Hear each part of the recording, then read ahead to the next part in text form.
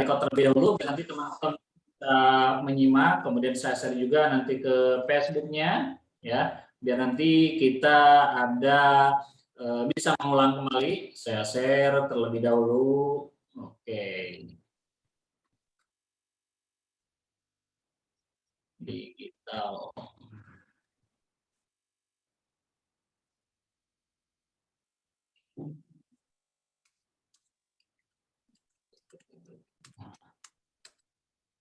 Ya, saya di Facebook-nya.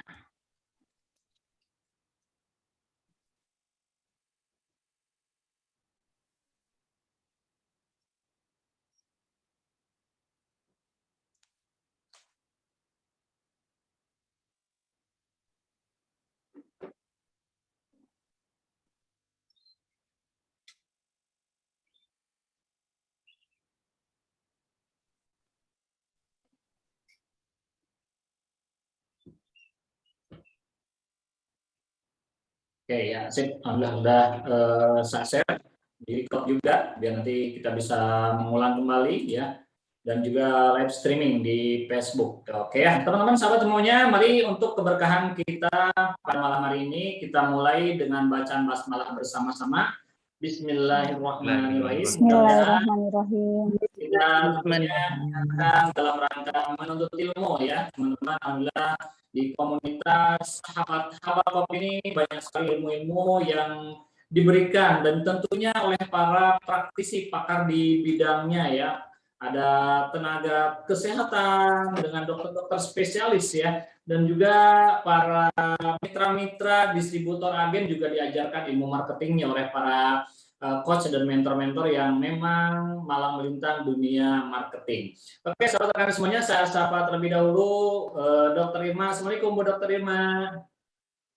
Waalaikumsalam warahmatullahi. Ya, mohon izin Bu Dokter, maaf tadi sedikit ada trouble di suara saya, tidak bisa mendengar, bisa keluarkan ya. Oke, mudah-mudahan dengan acara diet ini juga bisa keluar gitu ya lemak-lemaknya. Oke, gimana sehat Bu Dokter? Alhamdulillah ya, oke. Saya sapa juga Pak Dr. Sulaiman dan Dr. Sofi di studio Cibubur. Gimana Dok, sehat Dok? Alhamdulillah sehat Kang. Alhamdulillah ya. Jadi belakangan ini saya banyak interaksi dengan para dokter nih ya. Semuanya dokter spesialis dan basically secara disiplin ilmu saya tidak di bidang itu ya. Sehingga kemarin juga banyak istilah-istilah yang wah nih banyak harus belajar lagi nih istilah-istilahnya yang saya nggak paham. Kayaknya harus beli kamus kedokteran saya Dok. Oke ya.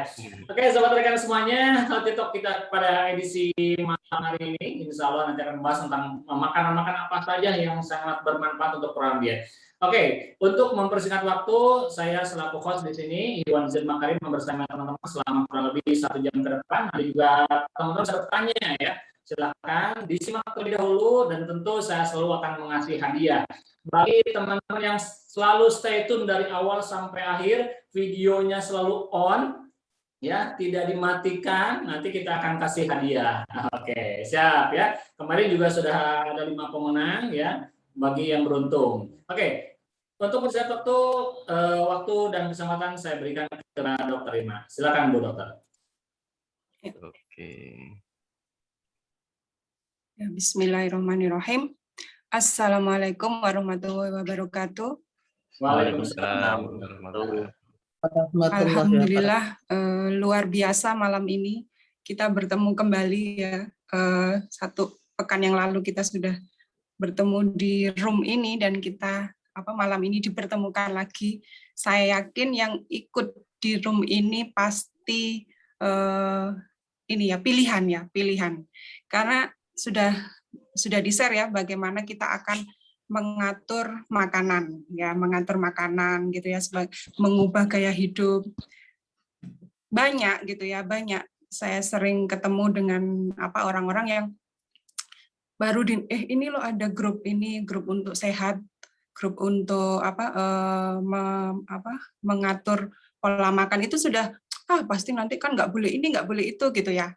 Itu sudah memberikan agar buat dirinya udahlah saya sudah begini-begini aja pokoknya sehat gitu ya, seperti itu. Tapi saya yakin yang ikut Zoom malam ini, yang masuk di room ini pasti gitu ya, penasaran gitu ya, seperti apa gitu ya. Dan semoga kita sama-sama saling menguatkan gitu ya, menguatkan untuk untuk berubah gitu ya, untuk berubah menjadi lebih sehat, dengan tujuan insya Allah dengan sehatnya kita itu kita menjaga amanah yang diberikan kepada Allah dan kita bisa lebih bermanfaat ya, insya Allah itu ya. Jadi luar biasa, appreciate sekali yang sudah masuk di Zoom ini gitu ya.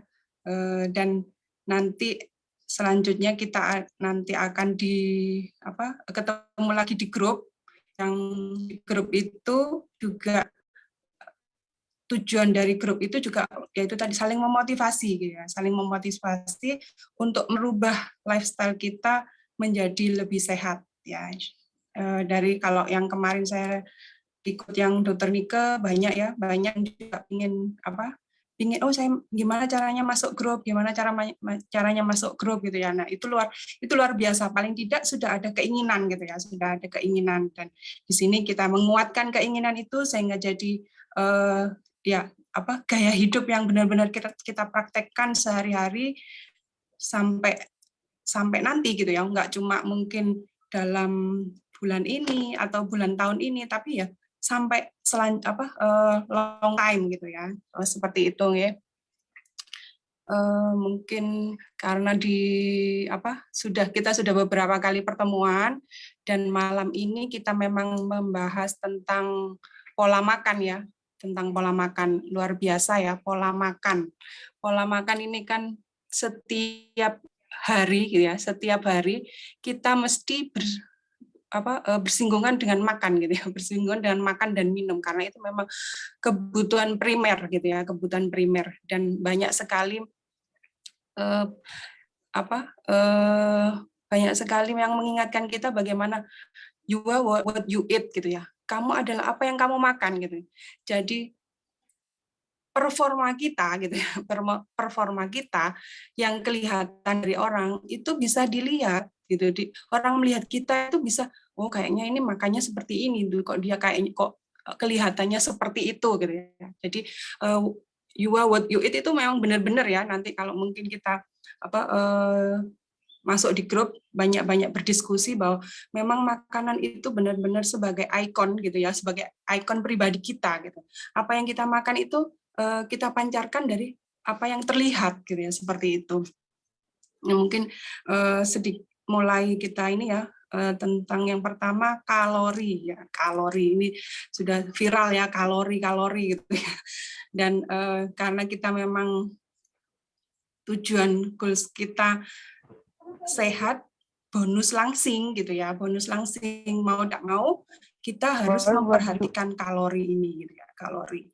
Kalori ini kalau dari apa sih kalori ini ya? Kalori ini adalah satuan atau nilai seberapa banyak jumlah energi yang diperoleh dari makanan atau minuman yang dikonsumsi. Jadi ini bensin gitu ya, kalau mungkin BBM ya, bukan nggak mesti bensin ya, BBM kalau mungkin kendaraan ya, bisa apa itu Pertalite, Pertamax, Dexlite gitu ya. Jadi itu adalah BBM dalam tubuh kita, kalori itu yang digunakan ya. Kendaraan itu bisa jalan pasti harus ada BBM-nya gitu. Kalau BBM-nya nggak ada ya sudah gitu ya, sudah selesai lah gitu ya, mogok gitu ya. Sama gitu ya, energi atau kalori ini adalah untuk sel-sel dalam tubuh kita melaksanakan fungsinya, itu kalori ya, energi.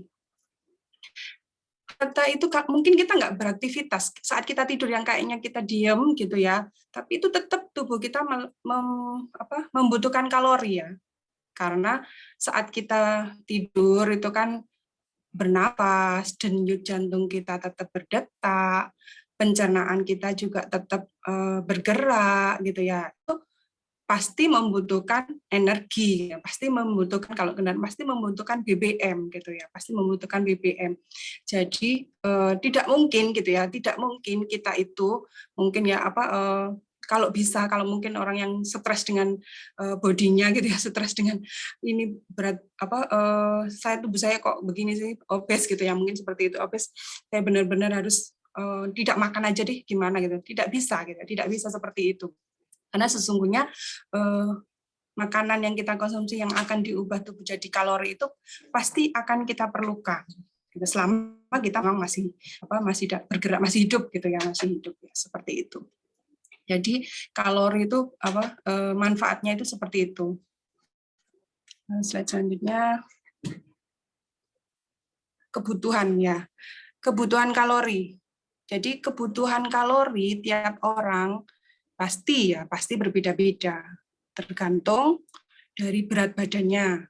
Jadi berat badan orang yang 70, 80 pasti berbeda kalorinya dengan yang 50 atau 40, karena salah satunya energi atau kalori ini memang dipakai untuk metabolisme. Jadi orang yang berat badannya lebih pasti metabolismenya lebih tinggi gitu ya. Makanya tergantung dari berat badannya, dari tinggi badannya, dari tinggi badannya, juga usia, umurnya. Kalau ini ada rumus ya, rumus dari bagaimana kita menghitung kebutuhan kalori kita. Jadi ini adalah mungkin kalau dilihat angkanya kok kayak pecahan-pecahan gitu ya, kok bulat gitu ya. Ini memang rumus ini tuh paling sering gitu ya, paling sering dipakai untuk menghitung BMR, terutama kalau mungkin kita di bagian gizi pasti pakai yang ini, dan coba Bapak Ibu lihat di situ ya, dari angka-angka itu terakhirnya itu dikurangi ya, ada beda ya antara laki-laki dan perempuan, dikurangi kalau laki-laki 5,8, kalau perempuan 4,33, dikurangi usia.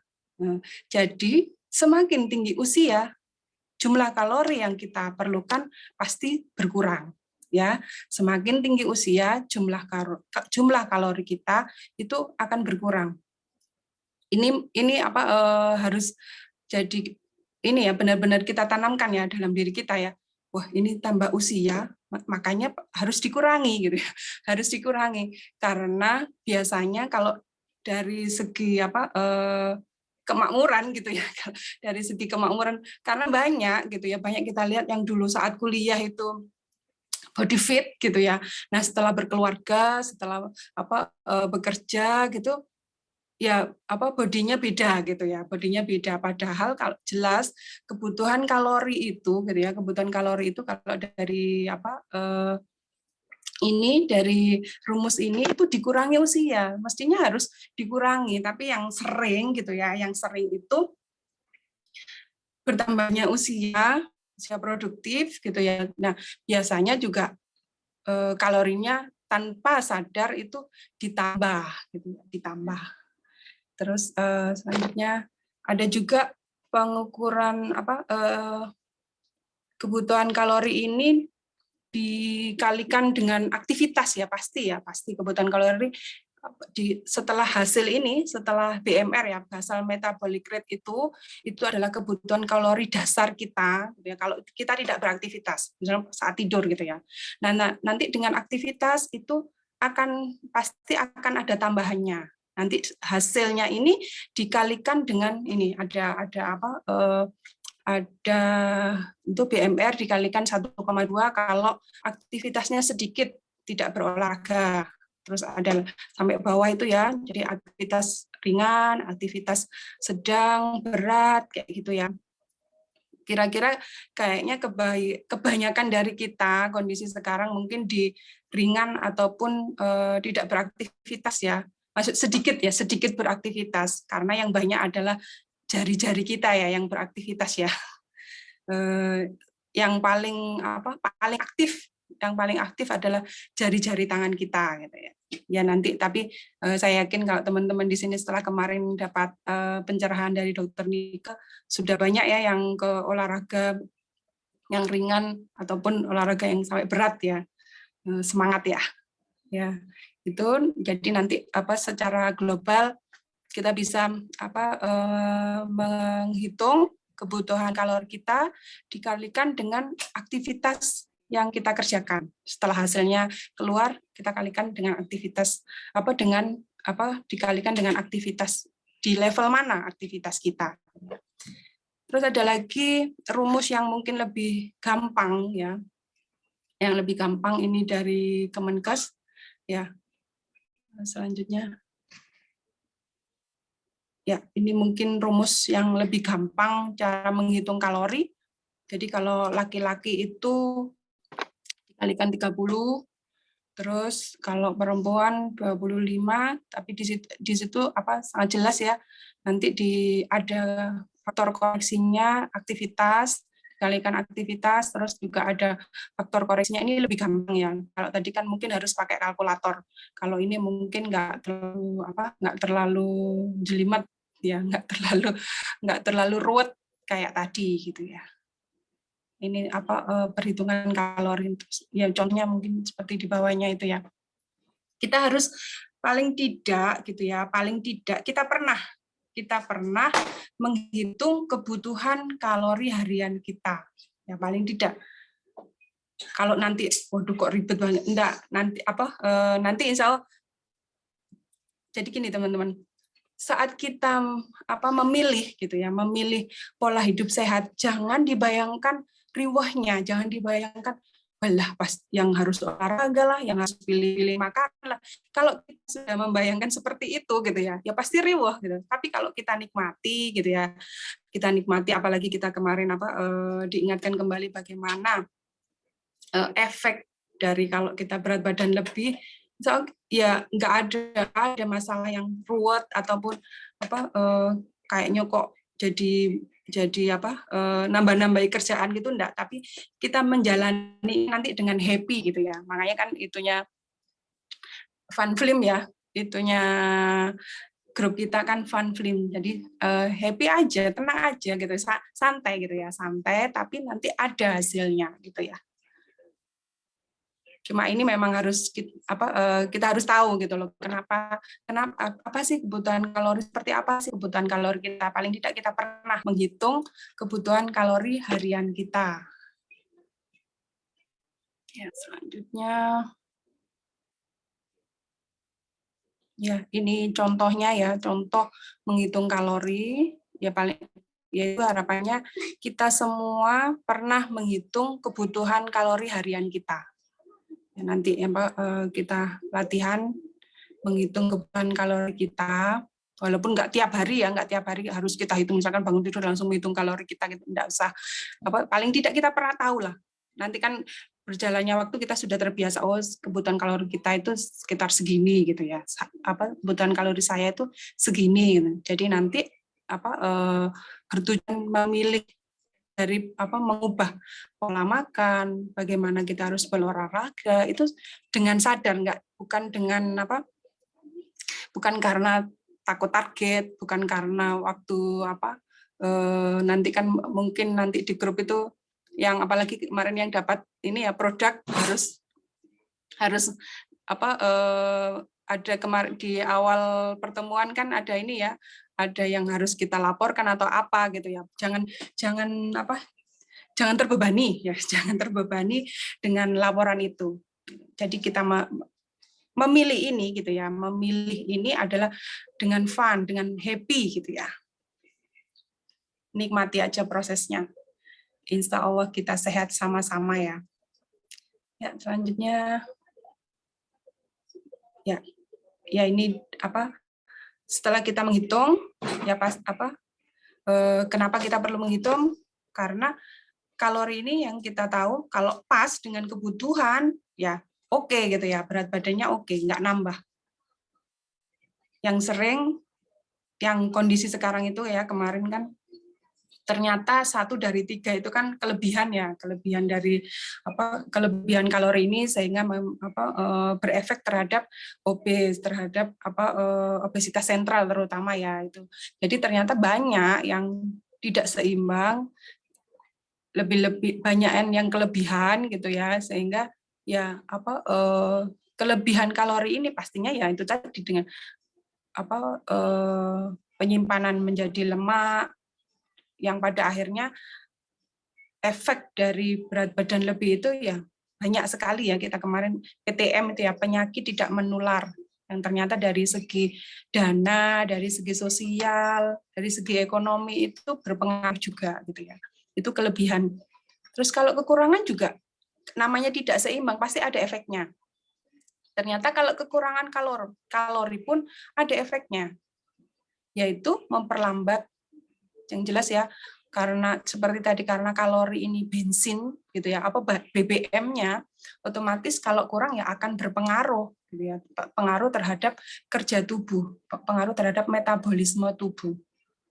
Terus ya jadi apa lemes, pusing gitu ya, ataupun itu gejala-gejalanya yang intinya metabolisme tubuh terhambat, kinerja otak juga tidak maksimal ya, padahal otak ini organ yang utama gitu ya. Kalau tidak maksimal ya pasti akan tidak optimal, tidak produktif gitu ya. Dan yang sering juga gitu ya, kalau kekurangan kalori ini pembentukan batu empedu ini yang sering ya, yang sering kejadian efek samping yang sering pada orang-orang yang restriksi kalori. Kan memang jelas ya nanti kalau kita mau mengurangi berat badan pasti ada pengurangan dari kalori. Tapi pengurangan dari kalori ini juga ada hitung-hitungannya. Nggak bisa karena kita bersemangat sekali gitu ya.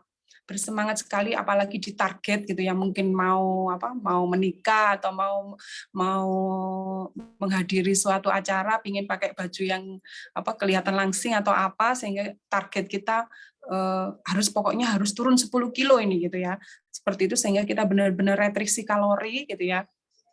Ya mungkin memang berhasil gitu ya, dengan benar-benar merestriksi kalori itu berhasil, tapi ternyata restriksi yang berlebihan itu, yang tidak sesuai dengan hitung-hitungannya, tidak sesuai dengan kebutuhan tubuh, itu juga ada efeknya ke dalam tubuh kita. Yang paling sering yang ini yaitu batu empedu ya, yang mungkin penyakit yang kelihatan sering didapatkan komplikasi dari restriksi kalori. Apalagi pembentukan batu empedu ini pada ibu-ibu atau pada perempuan itu lebih angka kejadiannya itu lebih tinggi. Kenapa? Karena ternyata pembentukan batu empedu ini juga dipengaruhi oleh hormon estrogen yang hormonnya perempuan ya. Jadi kejadian batu empedu pada ibu-ibu yang pola dietnya benar-benar merestriksi kalori yang berlebihan itu tinggi ya pembentukan batu empedu ini. Jadi kita di sini nanti sedikit berhitung-hitung gitu ya, berhitung-hitung biar kita tidak sampai mendapatkan, kita restriksi kalori gitu ya, tapi jangan sampai ada efek samping yang kita dapatkan dengan mengurangi kalori yang kita konsumsi. Ya.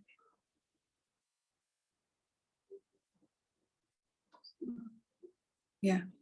Ini pengetahuan kebutuhan tubuh ya, kebutuhan tubuh itu ya sudah jelas ada nilainya gitu, ada nilainya, ada tolak ukurnya kebutuhan tubuh dalam nutrisi ataupun angka kecukupan gizi ya, angka kecukupan gizi yang dibutuhkan oleh tubuh untuk bisa berfungsi secara optimal. Ya mungkin secara garis besar ada namanya nutrisi makro, nutrisi mikro ya. Kalau nutrisi makro yang insya Allah sudah sangat ini ya, yang kelihatan karbohidrat, protein dan lemak.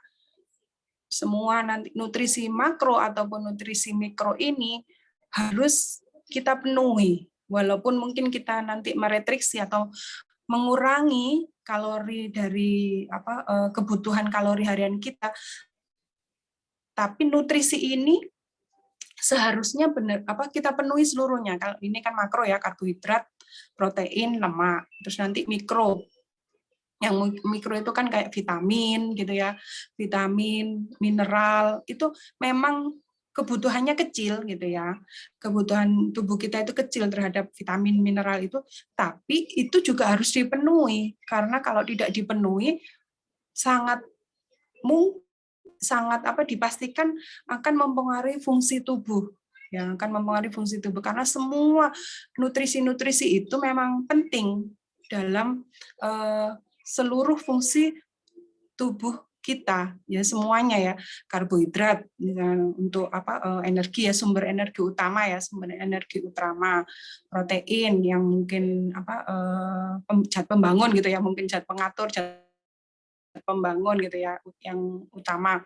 Lemak ini yang mungkin seringnya dijadikan kambing hitam ya, kasihan ya, jadikan kambing hitam ini itu juga dibutuhkan gitu loh. Lemak itu juga kita butuhkan karena yang mungkin kita ini lemak dibutuhkan untuk penyerapan vitamin A, D, E, K, untuk komponen struktur selnya, untuk proses fisiologi yang lain, pembekuan darah.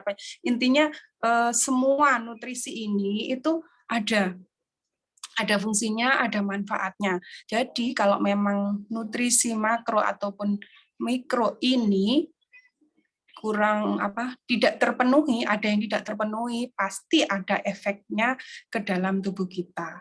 Ya mungkin secara garis besarnya seperti itu nggih.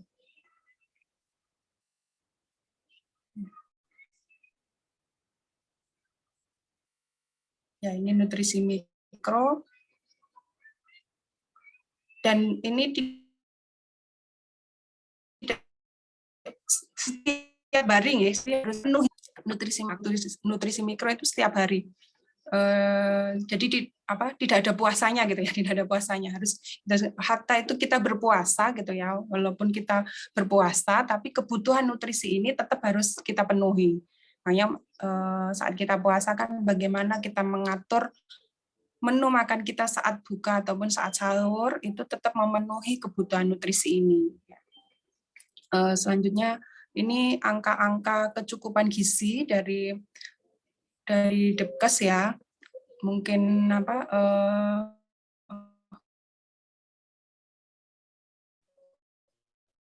Bapak Ibu bisa melihat pengetahuan gitu ya, sebagai pengetahuan kita.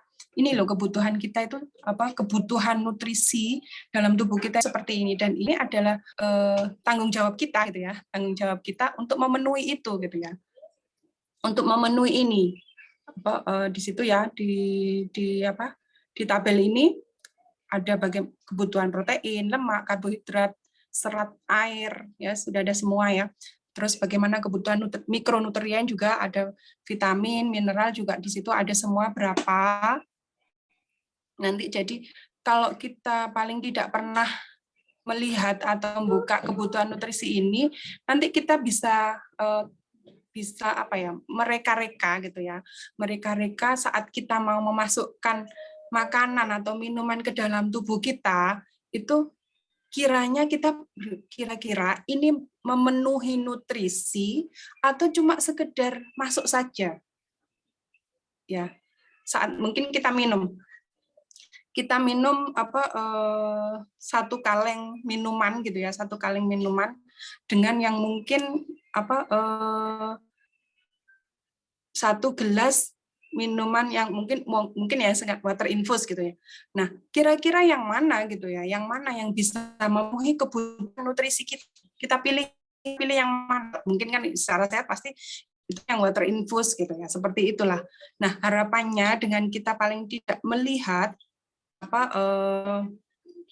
angka kecukupan gizi ini, itu harapannya setiap kali kita mau aktivitas, kita mau makan atau minum, itu kita ingat apa yang kita lakukan ini, apa yang saya masukkan, saya konsumsi ini, kira-kira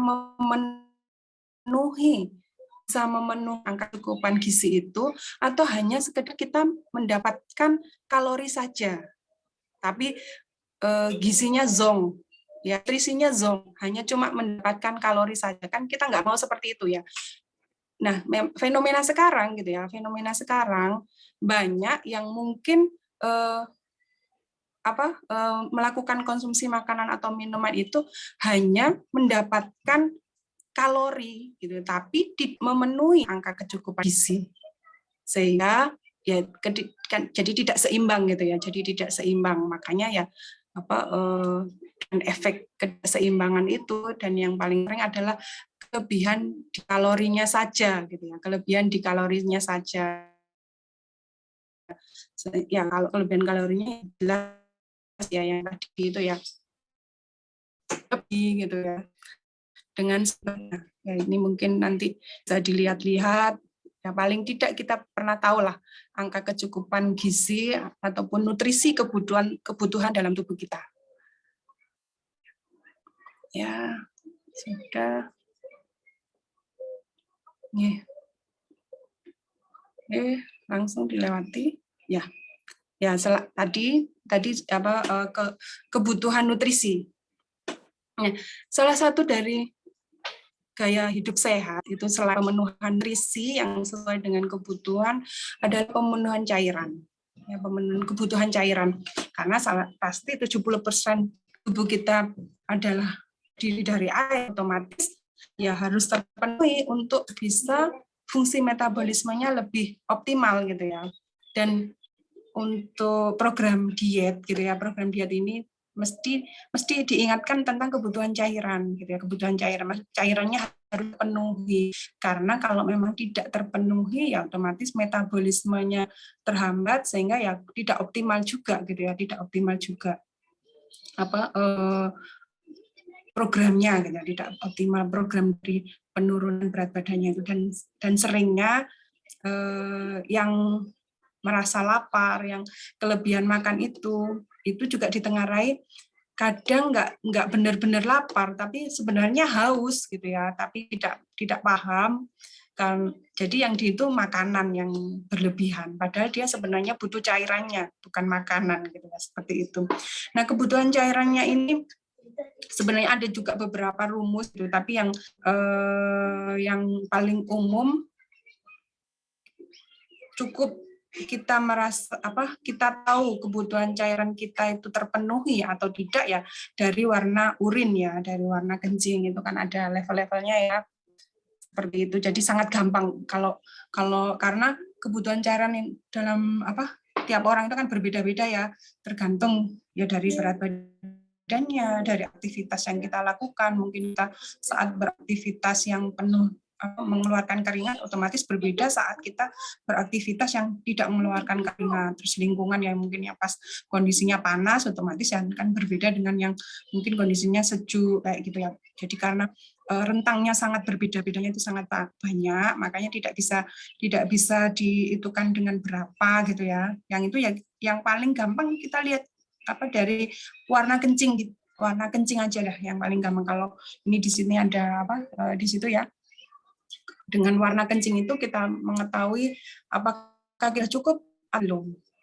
Gampang banget ya, nggak usah ngitung-hitung kalau kebutuhan cairan ini, cuma dilihat aja warna kencing itu. Atau kalau kita nggak kencing-kencing, oh berarti sangat kurang gitu ya, sangat kurang cairan kita gitu ya. Dan cairan ini selain mungkin dari kalau yang paling umum kan 8 gelas sehari gitu ya, 8 gelas sehari itu, tapi juga kita ingat selain air mineral yang kita minum itu, sumber cairan itu juga bisa dari sayur atau buah gitu ya, yang juga itu menyumbang air yang kita konsumsi, yang kita butuhkan.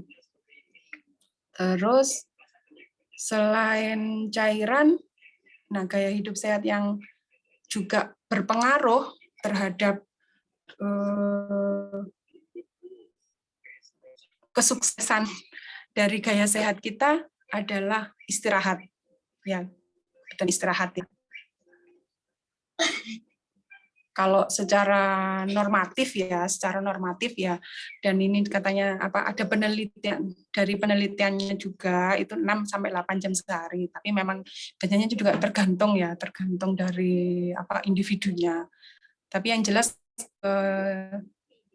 kalau kurang gitu ya, kalau istirahatnya kurang itu disebutkan bahwa kurangnya dari waktu istirahat itu akan menurunkan hormon leptin dan meningkatkan hormon grelin ya, yang meningkatkan nafsu makan, metabolisme melambat. Itu secara ilmiahnya. Kenapa sih kok kita itu dituntut ada waktu istirahat atau apa? Karena itu memang berhubungan dengan hormon, dengan produksi hormon dalam tubuh kita. Dan efek kalau kelebihan tidur pun juga ada efeknya gitu ya. Yang pasti kalau kurang kebanyakan tidur ya otomatis kalori yang kita masukkan ke dalam tubuh kita ya akan tidak dibakar sehingga ya akan disimpan gitu ya, akan disimpan dalam bentuk lemak. Dan kenapa tidak boleh begadang kan? Pasti ada salah satu tipsnya gaya hidup sehat kan, jangan begadang gitu ya, jangan begadang karena ya saat begadang itu kan saat kita tidur itu tubuh kita juga memproduksi hormon pertumbuhan ya, di mana hormon pertumbuhan ini efeknya adalah untuk metabolisme dalam tubuh kita.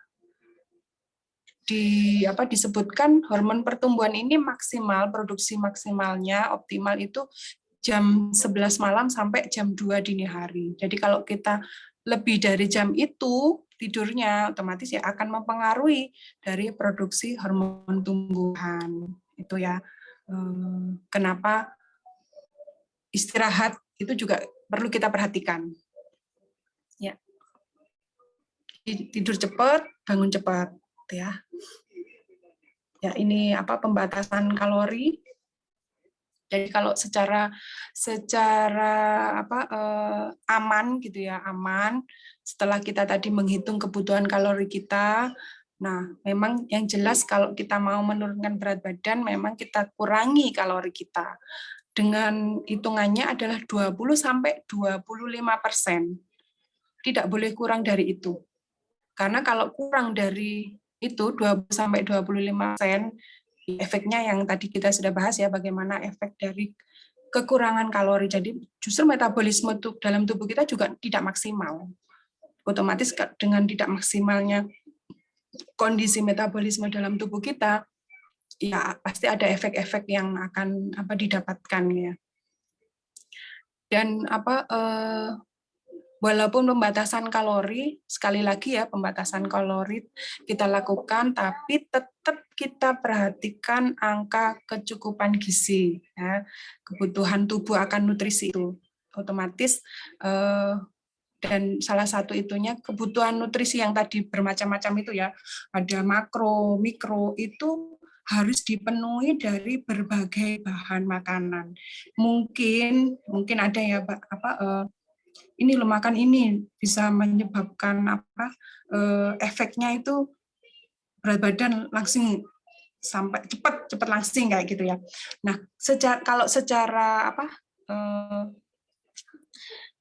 secara sehat tidak ada satu bahan makanan yang itu kalau dibilang itu sebagai makanan dewa gitu ya. Maksudnya kalau makan itu sudah deh cukup lah gitu. Tidak ada yang seperti itu. Yang kita butuhkan itu memang berbagai bahan makanan gitu ya. Allah menyediakan berbagai bahan makanan itu semua ada fungsinya, semua ada manfaatnya yang bisa kita ambil gitu ya, yang bisa memang itu dibutuhkan oleh tubuh kita. Sudah disiapkan gitu ya, sudah disiapkan dengan berbagai bahan makanan.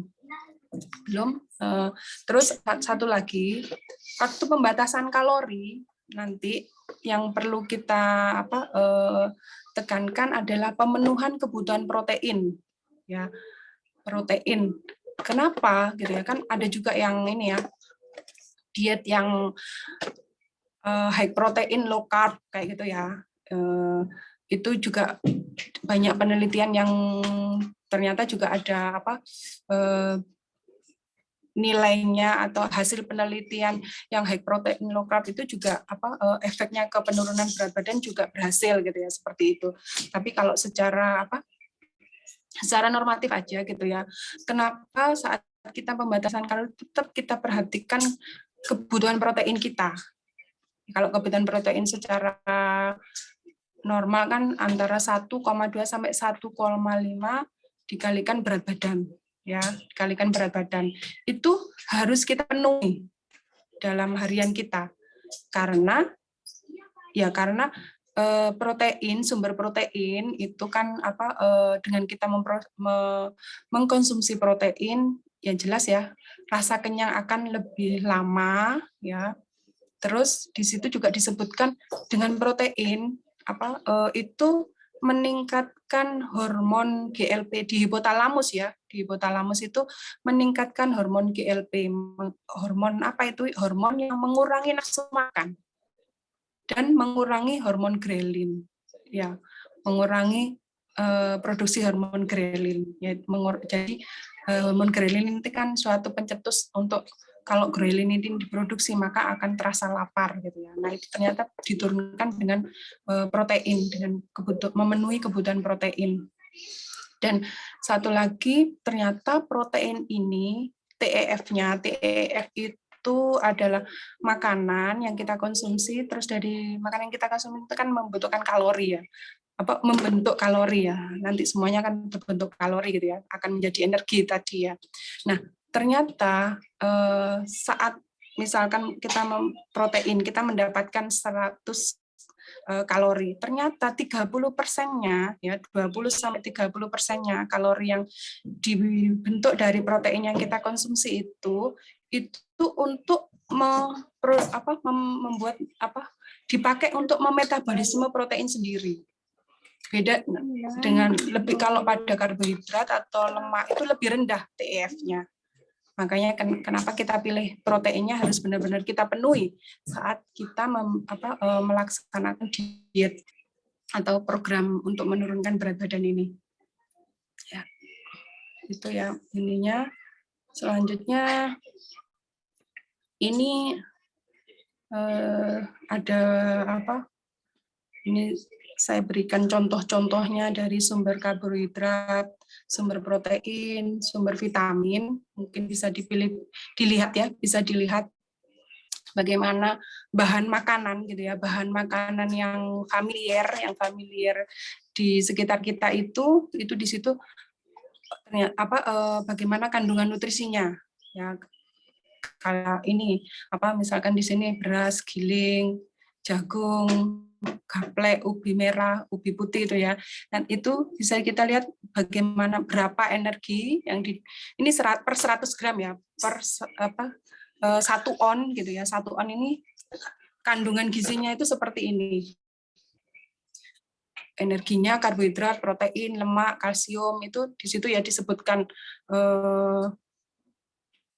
kandungan nutrisinya bisa kita lihat-lihat. Jadi nanti dengan kita melihat kandungan nutrisi dari bahan makanan ini, kita bisa memilih bahan makanan yang mana yang kita pilih untuk memenuhi kebutuhan nutrisi tadi. Jadi nggak sembarang bahan makanan yang kita pilih gitu ya. Kan kita pilihnya paling ya yang mudah, kalau ini ya lebih ekonomis gitu ya, seperti itu ya. Dan yang jelas yang utama ya pasti yang lebih sehat gitu ya, yang lebih sehat.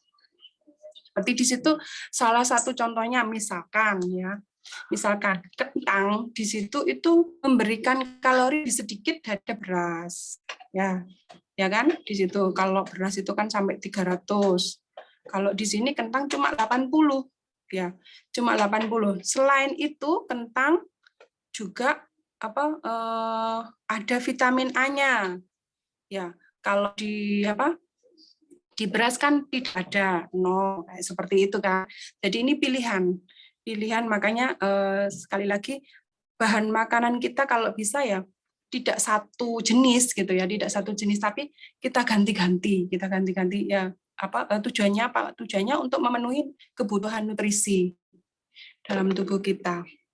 Di sini ada beberapa sumber karbohidrat, sumber protein, sumber vitamin, ya.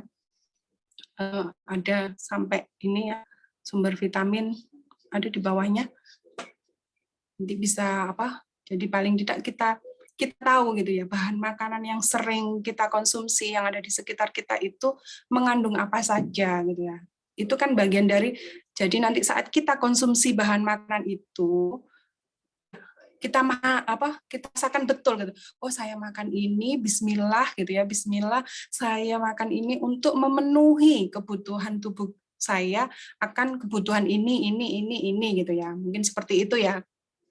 Ininya tujuannya kenapa kita harus tahu kandungan nutrisi dari bahan makanan yang kita konsumsi. Jadi nanti juga harapannya juga memilih bahan makanan yang sehat itu, dari kita tahu kandungan nutrisi dari bahan makanan yang kita pilih.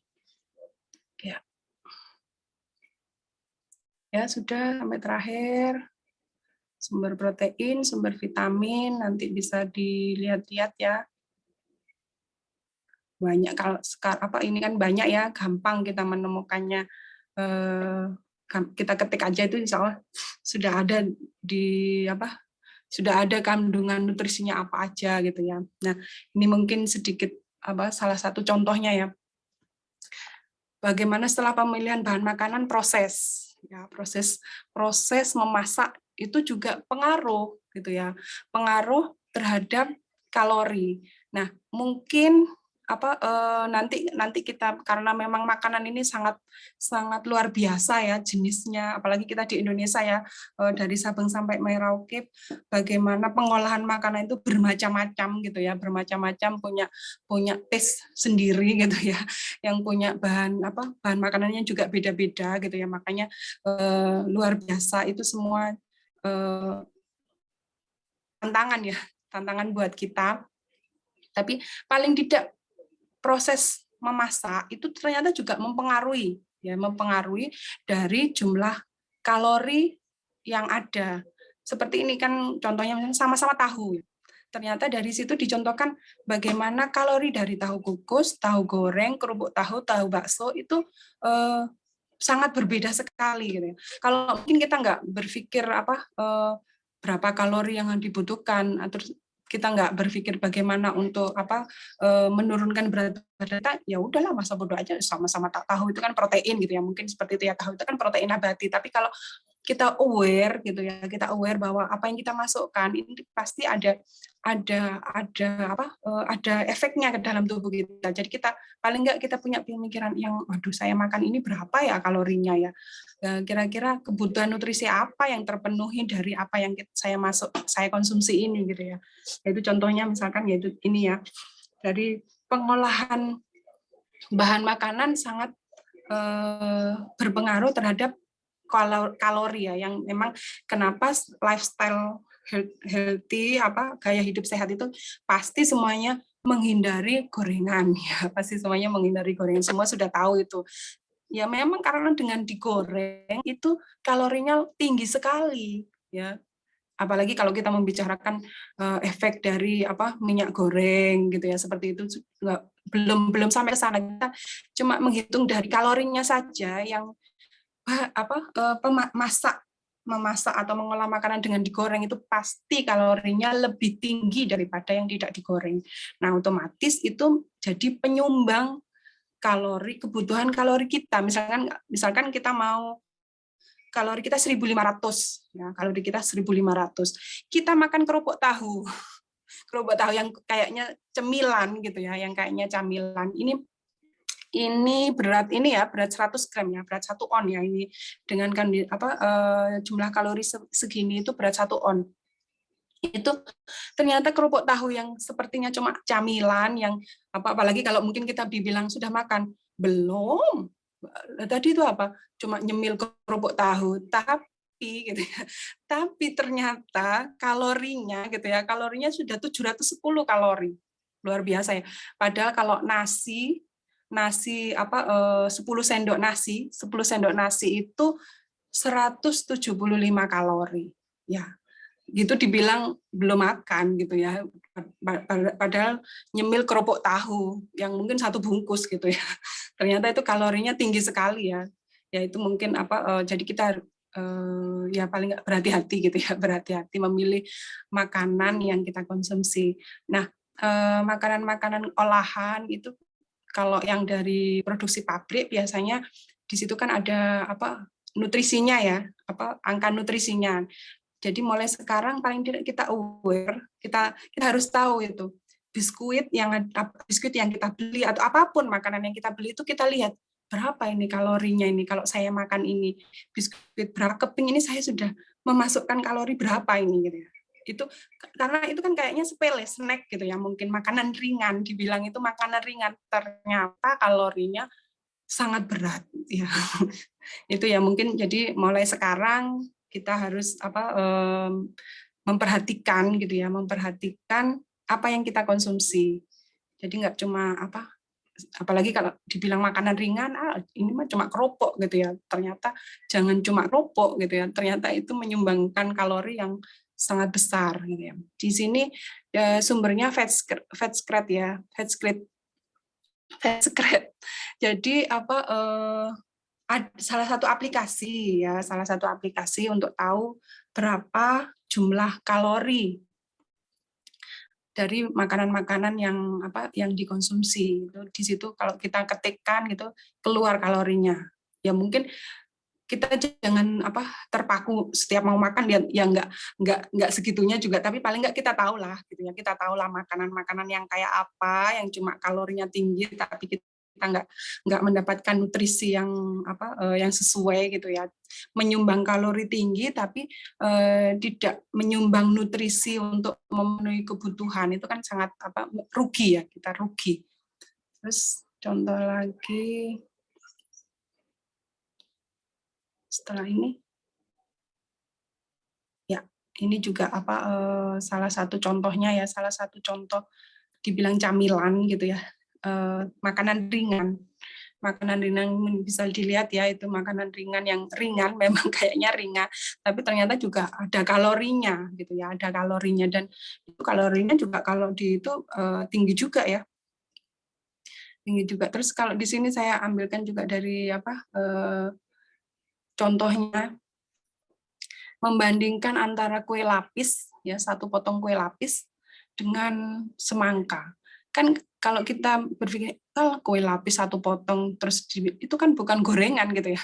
Itu kan bukan gorengan, paling juga sedikit, tapi ternyata di situ lumayan ya, kalorinya 200 ya, 200 kalori. Ya ini mungkin sedikit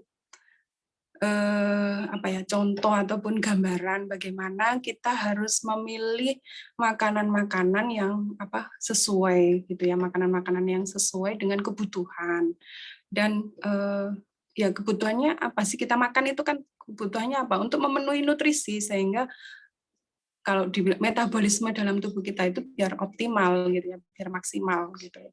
Seperti itu, otomatis yang kita pilihnya yang sehat gitu ya. Mungkin itu kalau tentang menu makanan, karena sekali lagi sangat banyak, mungkin nanti kita bisa ini di grup ya, menu makanan harian, misalkan kita sudah ngitung kalori kita gitu ya, terus menu makanan harian yang sehat untuk memenuhi kebutuhan nutrisi dan kebutuhan kalori itu seperti apa gitu ya, nanti mungkin kita bisa diskusi di grup ya. Nah, ini apalagi kalau malam-malam begini kalau terlalu lama nanti malah ngantuk ya. Ya itu mungkin dari saya, mohon maaf ya atas segala kurangnya, ini hanya pencetus pemantik aja, karena sekali lagi makanan ini sangat luas ya, sangat luas. Jadi nanti kita belum bicara tentang pilihan banyak ya, kita berdiskusi bagaimana pilihan diet yang diet ini diet itu gitu ya, nanti kita bisa diskusi di grup. Intinya dasar-dasarnya ini gitu ya, dasar-dasarnya ini aja ya. Itu mungkin saya kembalikan ke host dari saya. Assalamualaikum warahmatullahi wabarakatuh.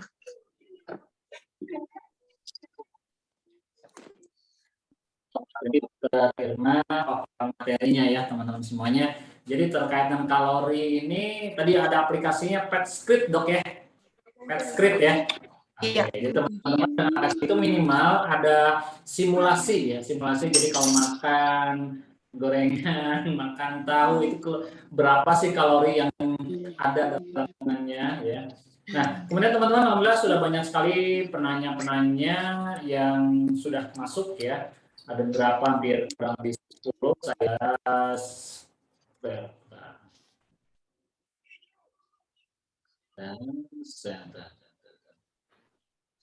bahkan beberapa yang sudah penanya yang sudah masuk ya. Ada Mbak MD juga dari Bogor juga, ada Pak Persi dari Bali, Pak Lutfi, Mbak Griska, dan Mbak Suwaiba Islamia. Oke, saya share.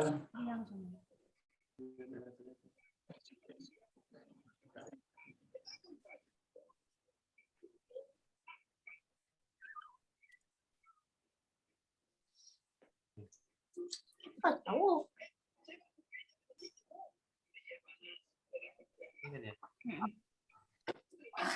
Ya. Bentar dok, saya close dulu yang dokter sharingnya, saya share dulu yang saya dok.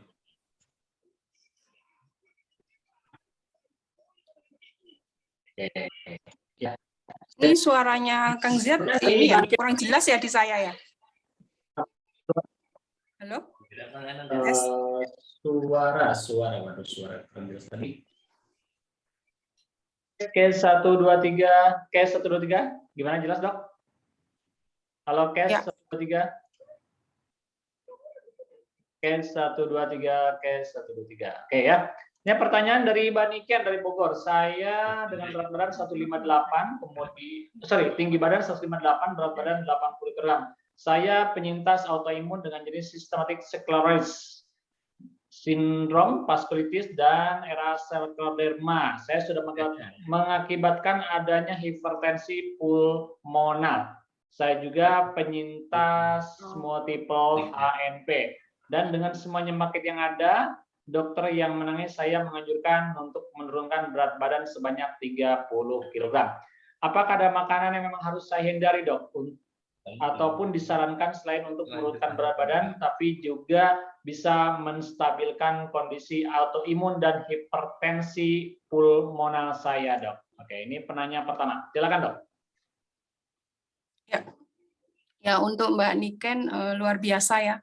Mbak Niken ini spesial ya. Spesial. Jadi kasusnya khusus ya.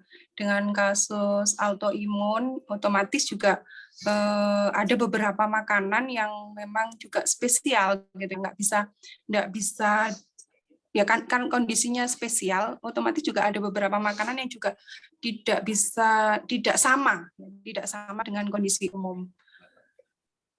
Ini enggak Mbak mohon maaf ya, mungkin dianjurkan untuk kayak tes alergi kayak gitu enggak ya sebelumnya, karena itu juga ini ya, ada beberapa bahan makanan itu yang juga ditengarai bisa memperberat autoimun.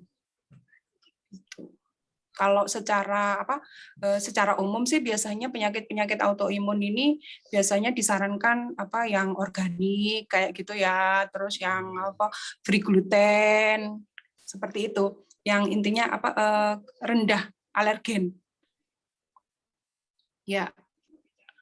Ada zat kan ya, jadi memang alerginya banyak gitu ya, biasanya kalau seperti itu kadang ada tes khusus ya, karena memang Mbak Niken ini kondisinya khusus, jadi memang ada tes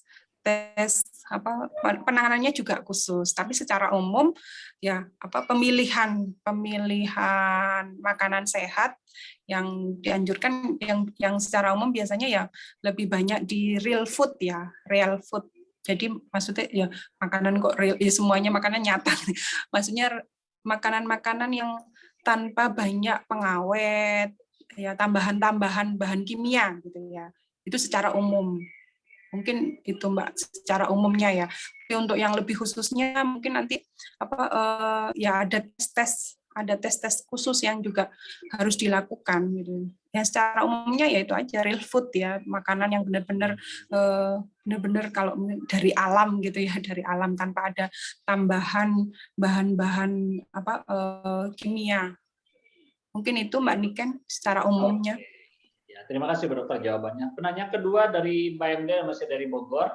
Pertanyaannya adalah kaki sering mengalami kebas dan juga sering terjadi nyeri lutut, dok. Apalagi saat duduk sholat juga menggunakan kursi. Dengan kondisi usia 50 tahun, tinggi badan 185 dan berat badan 150. Nah, mungkin saran dokter bagaimana, dok? Sering kebas dan juga sering nyeri lutut, dok. Ya. Kalau nyeri lututnya sih bisa karena memang berat badan yang lebih ini ya. Jelas ya, dengan berat badan lebih itu otomatis beban ke lutut sebagai penyangga utama tubuh otomatis berlebihan gitu ya, efeknya efeknya ya pasti ada nyeri gitu ya itu. Jadi lutut nyerinya itu karena memang dari berat badan lebih itu. Terus kalau yang kebas itu juga bagian dari ya karena berat badan yang lebih otomatis kan ya otomatis banyak pengaruhnya ke metabolisme tubuh. Ada ini enggak periksa ini kayak ada gula kayak gitu enggak ya Pak? Ada pemeriksaan ini dari lemak darah, gula darah kayak gitu. Mungkin perlu ya seperti itu atau mungkin sudah ada. Jadi nanti dari situ kita juga melihat kondisinya dalam tubuhnya sudah ada resistensi insulin atau gimana itu kan otomatis ada pengaruh ada efeknya gitu ya. Gitu. Ya. Jadi perlu ini pemeriksaan lab tambahan pemeriksaan lab. Ya, jadi untuk Pak MD tahu penyebabnya. Kalau nah ya, silakan Dok. Lanjut. Halo, kes. Silakan Dok. ya.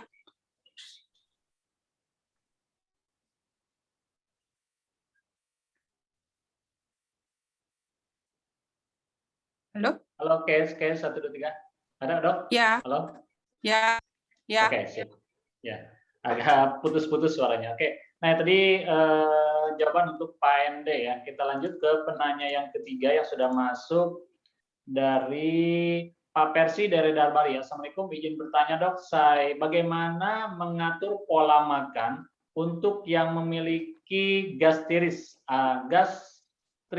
atau gangguan asam lambung? Karena bila sudah lapar langsung terasa pusing. Nah, pertanyaan dari Pak Persi, silakan Dok. Ya. Untuk pola makan yang gastritis kan biasanya memang tidak boleh dan sering ya, sedikit tapi sering. Jadi nggak ada masalah gitu ya, nggak ada masalah pola makan. Maksudnya kita mengurangi kalori gitu ya, kita restriksi kalori, tapi nanti misalkan ketemu kita restriksi 1.500 kalori per hari misalnya. Nah, dari 1.500 kalori ini nanti kan kita terjemahkan ke menu makanan ya. Menu makanan itu bisa kita bagi-bagi sampai 5 kali ataupun sampai 6 kali. Jadi nggak ada itunya, nggak ada efeknya ke gastritisnya. Tetap kita kan sedikit tapi sering itu tadi. Memang sekali lagi makanan ini person ya, per individu gitu ya. Karena kondisinya kan beda-beda ya kondisinya, makanya mungkin nanti dengan banyak kita di grup itu kan sering interaksi ya. Kalau saya yakin mulai ini banyak sekali itunya malam ini itu nggak mungkin nggak mungkin dengan kondisi-kondisi tertentu itu. Jadi makanya nanti di grup itu kita banyak diskusi, banyak share gitu ya. Kalau untuk malam ini ya terbatas sekali ya, apalagi kalau dengan kondisi yang berbeda-beda, dengan kondisi yang berbeda-beda. Makanya kalau tadi yang saya share itu sih dasarnya saja gitu ya, dasarnya saja. Nanti untuk pembahasan secara luasnya ataupun ada mungkin kondisi-kondisi tertentu kita bisa diskusi di grup ya. Ya, kalau Zoom gini kan, apalagi ini sudah malam ya, terbatas ya. Siap. Ya, mohon maaf ya, mungkin tidak bisa optimal ya menjawabnya. Tapi insya Allah nanti kita bahas nanti di grup. Ya. Oke. Nah, teman-teman semuanya, sebelum kita lanjut ke pertanyaan-pertanyaan, kita lanjut dulu ke pemateri yang kedua dari Dr. Sophie yang akan menyampaikan ya tentang program ngemil. Apa itu program ngemil? Makan enak, tetap langsing. Tentunya jangan takut bagi teman-teman ingin langsing, tidak mesti harus tersiksa ya. Oke, silakan Bu Dokter untuk menyampaikan paparan materi. Nanti Bu Irma bisa rehat sebentar, minum dulu. Kasihan juga, semangat banget tadi Bu Irma ya. Oke, silakan Bu Dokter. Oke, terima kasih Kang. Assalamualaikum warahmatullahi wabarakatuh. Ini saya sekilas aja untuk kenapa ini lebih menerangkan kenapa sih ada program pendampingan ngemil ini bersama Habakov. Ya, bismillah. Nah, ini setelah kita analisa dari kita kemarin Zoom mindset, sehat, Zoom olahraga, dan sebagainya, ketemulah ini penyebab program diet gagal itu. Satu, kita kurang motivasi. Jadi mindset kita masih belum benar nih, buat apa gitu kan ya, kita harus menjaga berat badan, ya, motivasinya masih rendah. Apalagi misalnya kita punya target kita harus sampai ke berat badan ideal atau BMI ideal, sing harus menurunkan 10 kilo, 20 kilo, atau berapa kilo. Nah, itu kan nggak ada cara instan pokoknya. Jadi kita harus berproses itu, ya. Nggak ada langsung sebulan langsung 20 kilo. Nah, itu pastinya akan merusak kondisi tubuh, organ tubuh. Nah, oleh karena itu kita harus punya motivasi yang stabil gitu ya. Nah, penyebabnya kadang kita itu yo-yo ibaratnya, kadang iya, kadang yes, kadang lesu, karena kurangnya motivasi ini. Karena mungkin belum meluruskan niat. Yang selanjutnya adalah, nah ini ada acara-acara yang kita nggak bisa nolak itu pastinya.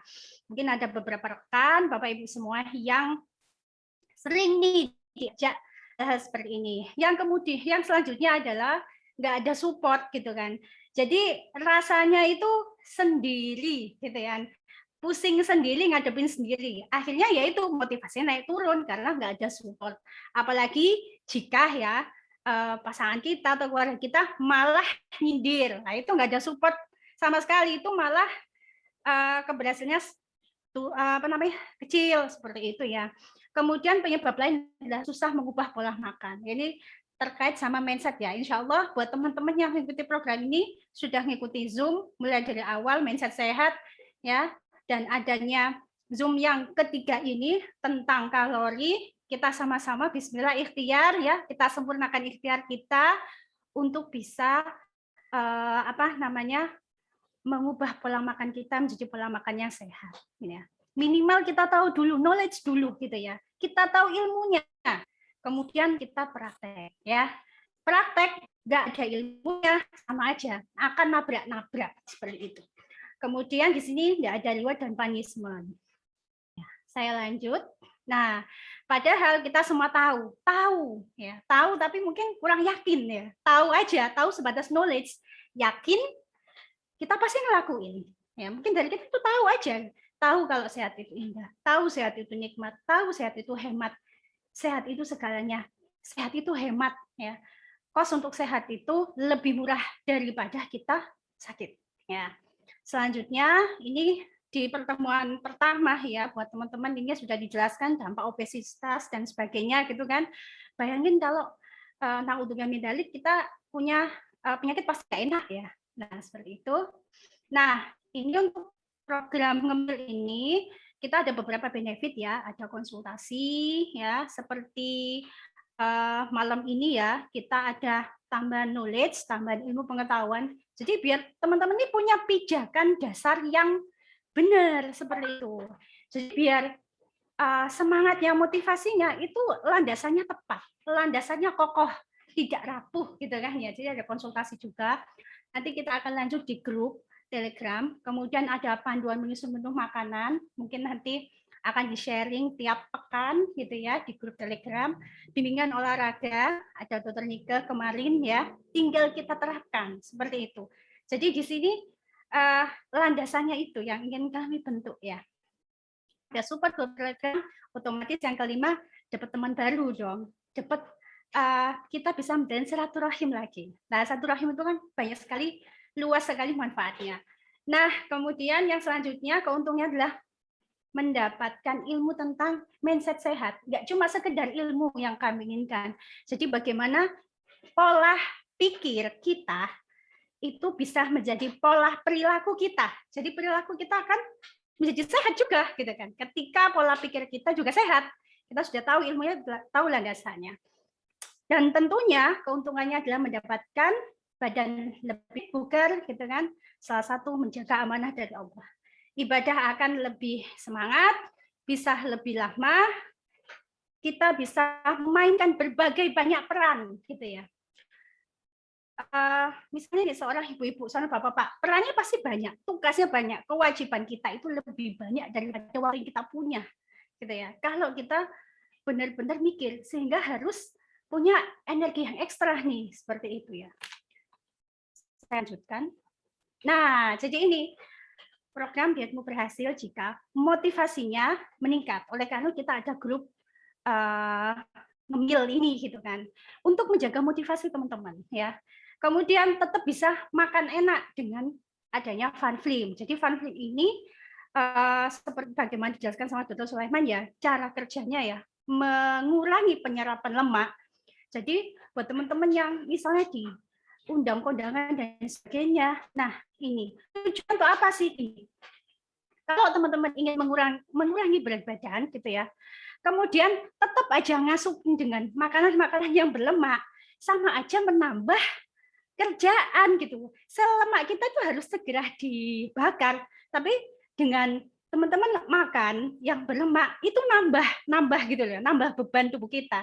Jadi dengan ada Fun Film ini paling tidak gitu ya, fokus kita adalah nanti membakar yang ada di tubuh kita. Selain juga Fun Film itu membantu pembakaran proses lemak yang ada di tubuh kita.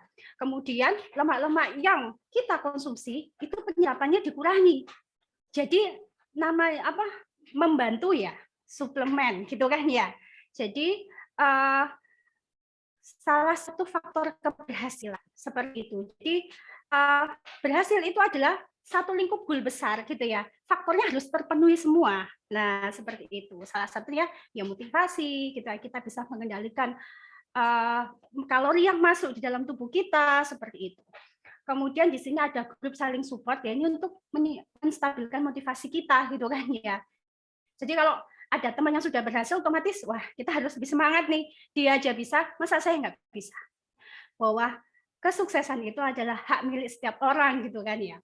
Kemudian sadar pentingnya sehat. Nah ini mindsetnya dengan adanya grup ini pasti mindset kita akan kita recall, kita review lagi Zoom yang kemarin-kemarin gitu ya, biar kita terus menerus diingatkan lagi pola pikir kita yang benar, ya pola pikir kita yang sehat sehingga bisa mengubah pola perilaku kita. Nah, ini jadi program ngemil bersama Hakov ini 100 hari ya. Kemudian ini ada PMI peserta. Saya ambil beberapa sampel untuk yang PMI 24,9, ada beberapa yang butuh penurunan cuma sedikit. Ada juga yang paling banyak di 25 sampai 29,9, ada yang 30 sampai 34,9 dan ada juga di PMI 35 lebih ya. Nah, ini kemarin sudah saya umumkan ya. Jadi ini saya tampilkan beberapa timeline-nya aja. September ini ya, teman-teman semua kita sudah melakukan tahap persiapan ya. Ini perjuangan kita gitu kan. Perjuangan kita belum berakhir nih. Zoom mindset tentang sehat, Zoom tentang olahraga. Hari ini kita tentang Zoom tentang kalori gitu kan. Tetap semangat terus gitu ya. Perjalanan kita masih panjang. Eman gitu kan. Kita sudah meluangkan waktu kita untuk belajar nih. Masa mau berhenti di tengah jalan? Eman banget. Kemudian di bulan September ini kita akan ada pengiriman produk. Nah, startnya itu insya Allah kita start di bulan Oktober. Di bulan Oktober, November, Desember, pendampingan di grup Telegram, review materi Zoom. Jadi biar kita senantiasa ingat gitu kan, motivasinya biar stabil tuh. Kita evaluasi, saling support, saling dan testimoni seperti itu sama. Kemudian, insya Allah teman-teman di bulan Januari ya, jika sudah goalnya tercapai, sudah selesai program 100 hari, nah kita akan ada namanya wisuda nanti. Ada pembagian reward juga buat teman-teman yang berprogres ya, insya Allah seperti itu untuk penjelasan program MIL itu ya. Jadi perjalanan kita masih panjang gitu ya, luruskan niat, insya Allah kita bisa. Toh cuma 100 hari kok gitu ya. Kalau kita 100 hari menantang diri kita sendirian, itu pasti akan ya moodnya akan naik turun gitu ya. Kita sekarang bersama-sama gitu ya, biar saling menguatkan satu sama lain, saling mensupport satu sama lain.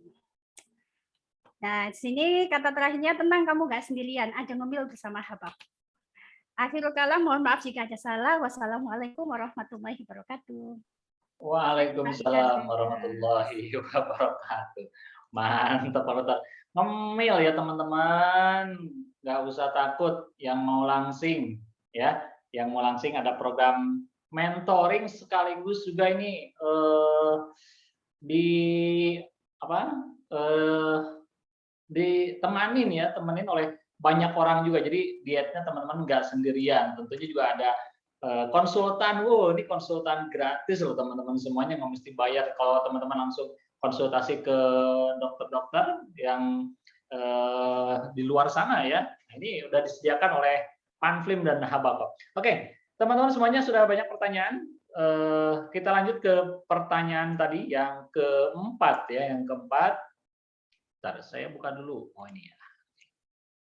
Dari Pak Lutfi Yunanto Wisaksono, metabolisme tubuh kita itu terbentuk cepat dan lambat semenjak kita lahir bawaan atau bisa dirubah atau dibentuk, Dok. Nah, ini terkait dengan metabolisme tubuh, Dok. Apakah memang segitu adanya di lahir, apakah bisa dirubah atau dibentuk, Dok? Dari pertanyaan dari Pak Lutfi Yunanto Wisaksono. Silakan, Bu Dokter. Mungkin ini juga ini ya pertanyaannya, kenapa ada orang yang makan banyak tetap kurus gitu ya? Mungkin seperti itu ya Pak Lutfi. Betul. Ya jadi memang apa berat badan lebih gitu ya. Berat badan lebih ini itu apa banyak faktor. Memang salah satunya itu ada karena genetik gitu ya. Karena genetik. Jadi mungkin ada kondisi dari keturunan itu sel-sel dalam tubuhnya itu gitu ya, sel-sel dalam tubuhnya itu memang tidak gampang gemuk gitu ya, tidak gampang gemuk. Memang ada. Ya, memang ada. Tapi bukan itu gitu ya, bukan itu satu-satunya. Banyak juga faktor yang mempengaruhi gitu ya. Kalau itu melambat atau cepat ya bisa dirubah. Salah satunya dengan pemilihan makanan yang ada bahan-bahan makanan yang bisa meningkatkan metabolisme, terus bisa kalau kemarin olahraga kayak gitu kan, seperti itu Pak Lutfi ya, secara umumnya gitu. Jadi memang ada yang secara genetik, tapi juga saya kurang ini ya berapa persen gitu ya, berapa persen yang secara genetik itu memang kondisinya itu tidak gampang gemuk gitu ya. Susah gitu. Oke ya. Pertanyaan selanjutnya dari Mbak Griska. Ini terkait dengan yo-yo efek, Dok ya. Mungkin nanti silakan Bu Dokter Sofi atau Bu Dokter Rina yang mau menjawab. Terkait dengan yo-yo efek, apakah memang itu biasa terjadi pada program diet atau memang yo-yo efek ini kena withdrawal? Wah, ini kayak bahasa perbankan ya, withdrawal atau psikis saja. Kira-kira program ngemil ini ada kemungkinan terjadinya yo-yo efek enggak, Dok? Nah, oke, silakan Bu Dokter Rima atau Bu Sofi, silakan. Ya. Ya mungkin nanti mungkin nanti ada tambahan juga ya dari Dokter Sofi ya. Kalau dari saya, karena di sini itu di grup ini itu selain memang target kita 3 bulan pertama ini gitu ya, tapi yang kita harapkan gitu ya, itu kan pilihan bergaya hidup sehat. Itu kan otomatis pilihan gaya hidup sehat masa cuma 3 bulan saja kan, tidak kan, tapi tetap sepanjang waktu. Jadi harapannya ya memang tidak ada itu kalau kita sudah paham betul kenapa kita memilih jalan ini gitu ya, kita memilih jalan yang kita tempuh ini gitu ya, berarti ya tetap akan berlangsung lama dan tidak ada efek yoyo atau withdrawal kayak gitu. Itu kalau dari saya. Mungkin dari Dokter Sofi. Ya, silakan Dokter, mungkin ada penambahan? Ya. Berkaitan yoyo efek, Dok. Yoyo, jadi ingat mainan yoyo ya. Jadi iya betul. Saya nggak ngerti sama sekali Dok, yoyo efek itu apa, Dok? Yoyo efek ini gini Kang, jadi habis berat badannya ideal, habis itu sudah nggak lakuin program, kemudian dia gendut lagi gitu, berat badannya naik. Nah biasanya ini dikarenakan ya satu memang mindsetnya itu, pola pikir ya, terutama ya memang ya itu tadi seperti yang dikatakan oleh Dokter Rima, landasan kita ini adalah pola hidup sehat. Jadi kalau memang setelah itu meleot gitu ya, sudah ini lagi ya otomatis pasti begitu lagi gitu ya. Jadi itu yang pertama ya, perubahan dari pola perilaku kita, pola konsumsi kita itu bisa menyebabkan yoyo efek. Yang kedua bisa juga karena dietnya yang sebelumnya ini enggak sehat, terlalu drastis sehingga menurunkan massa otot juga, padahal otot itu diperlukan untuk pembakaran gitu kan. Jadi ibaratnya itu bahan bakarnya bukan bahan bakar ya, yang membakar, mesin untuk membakar tuh otot gitu ya. Kalau ototnya ini juga loss gitu ya, maka otomatis juga efek itu bisa terjadi. Jadi di sini teman-teman, kita ngemil bareng-bareng di sini itu adalah pertama ngasih landasan yang kuat ya untuk menerapkan pola hidup sehat seperti itu. Terus kemudian agar nggak terlalu tergiur dengan program, maksudnya menurunkan berat badan juga sesuai dengan metabolisme tubuh ya, nggak langsung drastis gitu. Jadi slow but sure gitu ya. Nah, pokoknya pelan tapi pasti ya, insya Allah seperti itu. Karena sesuatu yang nggak ada sesuatu yang instan gitu ya. Jadi mungkin ini juga terkait sama mindset ya teman-teman. Semua itu ada prosesnya. Nah itu sih ngemil ini, jadi kita pengen ngasih motivasi yang stabil ke teman-teman, pijakan landasan yang benar gitu ya untuk melakukan diet ini, benar-benar merenung tujuannya tuh apa sih. Insya Allah tidak akan terjadi yo-yo efek gitu kan. Kalau kita memang landasannya udah benar, insya Allah seperti itu aja Kang dari saya. Ya, oke. Terima kasih Bu Dokter ya atas jawabannya. Jadi teman-teman itu tadi tentang yo-yo efek. Oke, pertanyaan selanjutnya dari Mbak Suaba. Oh ya, ini bukan terkait dengan ini ya, ini lebih ke materi-materi ya. Materi ada rekaman yang selalu nanti ada ya, teman-teman semuanya udah kita record dan juga kita live-kan. Jadi teman-teman bisa ngulang kembali. Oke, pertanyaan selanjutnya dari Pak Lutfi lagi nih. Oke. Terkait dengan program ngemil ini, apakah menjadi ketergantungan atau tidak, Dok? Dari Pak Lutfi Yunanto Wisaksono. Silakan, Dok. Ini juga nyambung mungkin ke pertanyaan selanjutnya nih, masih nyambung ya ke dari Mbak Griska. Apakah setelah 100 day program ngemil ini, apakah masih ada lanjutan maintenance atau cukup menjaga pola makan dan olahraga, Dok? Silakan, Dok. Ya. Ini tadi kan hampir sama dengan yang tadi ya. Yang sebelumnya, Pak. Yang sebelumnya tadi kan efek yoyo itu tadi kan. Bahwa memang program ini memang ya awal ini kita ada target 3 bulan, karena 3 bulan ini kan kita melatih ya, kita melatih diri kita untuk benar-benar menjalani pola hidup sehat itu gitu ya. Harapannya selain nanti makanya Fun Film itu harapannya setelah kita menikmati pola hidup sehat selama 3 bulan ini dan kita merasakan oh ternyata enak kok, ya harapannya ya lanjut gitu. Lanjut terus. Mungkin itu ya. Oke. Ya. Mungkin dari Dokter Sofi gimana? Ya, Dokter, ada tambahan? Untuk yang ini ya, 100 hari program ngemil, apakah masih ada lanjutan dan maintenance gitu ya? Kalau dari di grup saya tetap kita adakan ya, tetap stay di grup itu, silakan gitu ya. Mau sharing, mau berbagi silakan gitu kan, dengan tetap di grup itu otomatis yaitu tadi tetap ada lanjutannya apa, menjaga motivasi kita biar stabil untuk melakukan pola hidup sehat, itu aja sih. Siap. Oke, pertanyaan selanjutnya dari Mbak Yeni. Dokter, mana yang lebih baik, beras merah atau kentang? Ya, silakan, Dok. Ada keutamaan sendiri-sendiri ya antara beras merah dan kentang. Ya kalau di ini lebih baik beras merah. Tapi kentang juga ada keutamanya juga gitu ya. Dan mungkin salah satunya mungkin sudah sering ya kita tahu saat memasak kentang itu kenapa tidak boleh dibuka kulitnya ya? Ya saat memasak kentang itu kalau bisa kan dengan kulitnya. Karena ternyata kulitnya itu menjaga zat pati yang di dalam kentang itu. Sehingga dengan zat patinya terjaga itu dia menjadi karbohidrat kompleks. Karbohidrat kompleks itu kan karbohidrat yang penyerapannya dalam tubuh itu lama. Beda dengan simplek ya. Kalau simpleknya kayak gula kayak gitu kan cepat ya, cepat menaikkan glukosa sehingga cepat diserap. Kalau tidak dipakai ya langsung tersimpan jadi energi, jadi lemak kayak gitu. Itu mungkin untuk beras merah dan kentang. Ada kelebihannya sendiri-sendiri. Jadi kalau bisa ya, misalkan saya bilang lebih baik beras merah terus jadi beras merah, nggak memilih kentang juga nggak ini ya, selang-seling aja. Maksudnya ya tetap pilihan, tetap bisa kita pilih dua-duanya. Oke. Gitu. Oke, pertanyaan selanjutnya dari Mbak Holida. Assalamualaikum dok, izin bertanya terkait untuk koreksi berat badan saya dengan IMT. Obesitas harus dikurangi kalorinya berapa persen? Lalu bagaimana cara kerja Panflim ini ketika ada kelebihan kalori dan simpanan lemak? Apakah harus tetap dibakar lewat olahraga? Atau dengan kata lain, Panflim ini membersihkan lemak berbanding lurus dengan kegiatan pembakaran lemak olahraga kita? Mungkin dari Mbak Holida, dok.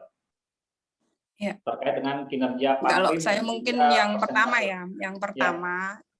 ya, karena di sini tidak disebutkan berat badan ataupun tinggi badannya, kita tetap menggunakan perhitungan kalori yang tadi sudah kita share. Terus untuk mengurangi jumlah kalori itu tadi kan paling nggak 20%, ya 20-25% dari jumlah kalori yang kita butuhkan. Nah, setelah nanti ketemu itu baru kita ini kan ke menu makanan yang harus kita konsumsi kayak gitu. Kalau yang kedua mungkin Dr. Sofi ya. Ya, saya Bu Dokter terkait dengan cara kerja Panflim ini dok. Apakah sebanding lurus dengan olahraga ya, atau dengan pembakaran lemak? Seperti apa pola kerjanya dok? Oke, mungkin saya bantu nge-review ya. Jadi Panflim ini kan membantu agar lemak yang kita makan itu tidak diserap 100%, tapi sebagian nanti bisa dibuang menjadi PAB. Nah, kemudian yang kedua, Panflim juga membantu proses pembongkaran lemak. Jadi ketika olahraga itu atau aktivitas, mudah sekali timbunan lemak itu dibongkar menjadi energi. Jadi dua kerjanya yang utama ya. Itu selain menurunkan kolesterol dan sebagainya, tapi prinsipnya lemak kalau kita kurangi penyerapannya sama yang timbunan itu dibongkar, akan lebih mudah. Apalagi kalau kita sering khilaf tadi kan, terus gimana caranya khilaf? Ya kita tinggal makan aja sih Panflimnya, otomatis kekhilafan kita itu lemaknya nggak terlalu banyak diserap tubuh. Misalkan diajak makan sate kambing tuh, berani nggak gitu? Ini berani nggak gitu ya di ini. Tetap kita menghormati tamu yang menghormati tuan rumah yang mengajak kita. Nah, itulah yang disebut tadi programnya adalah sesuatu diet yang fun.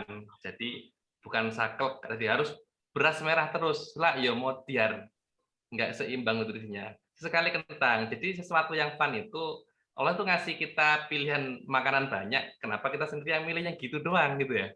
Nah, gitu. Jadi kerjanya dua sisi ini. Jadi mengharapkan kawan-kawan itu tidak terlalu istilahnya strict banget harus makan itu doang.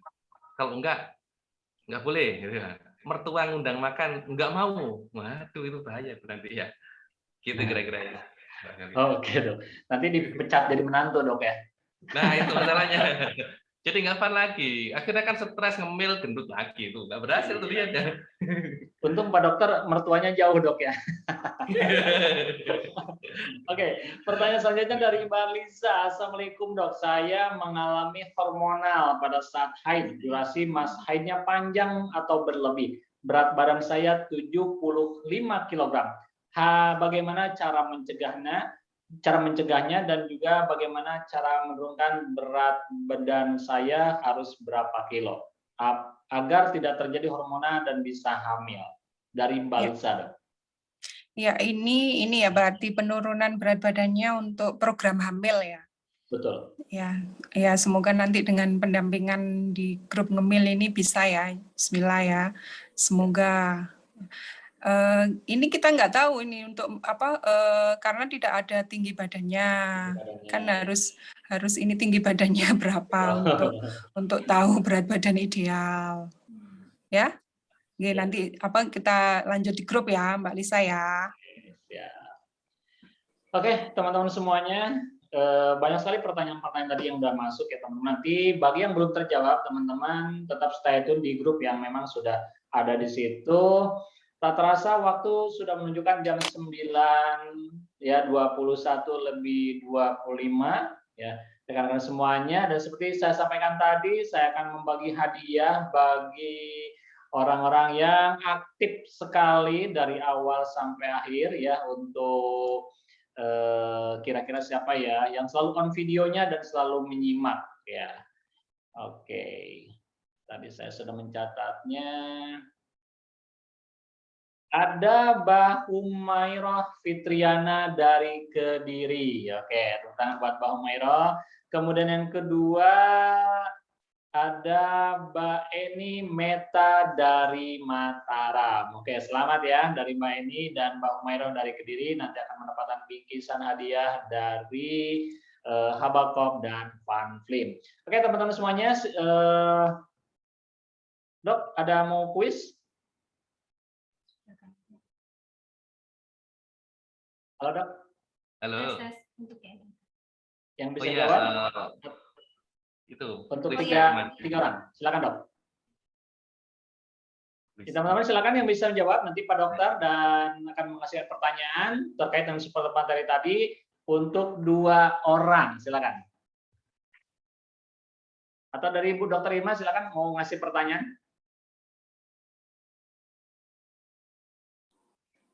Ini pertanyaan gampang apa sulit ya? Ya, yang gampang aja, Dok, biar cepat pulang kita. Yang gampang aja ya, kita kan bagi-bagi door prize. Ini saya masih live Iya. di kantor nih, kasihin juga nih teman-teman. Ya, tadi kan ada ini ya, kalau memperhatikan insya Allah bisa. Penurunan restriksi kalori. Nah, berapa persen yang dianjurkan untuk merestriksi kalori itu? Oke, berapa persen untuk menurunkan restriksi kalori? Silakan Resen. Ada Resen. Ya, itu Mbak Griska. Oh, Mbak Griska. Ya, langsung jawab ya. Bagi saya Yulia, jawabannya 20-25%. Betul, Dok?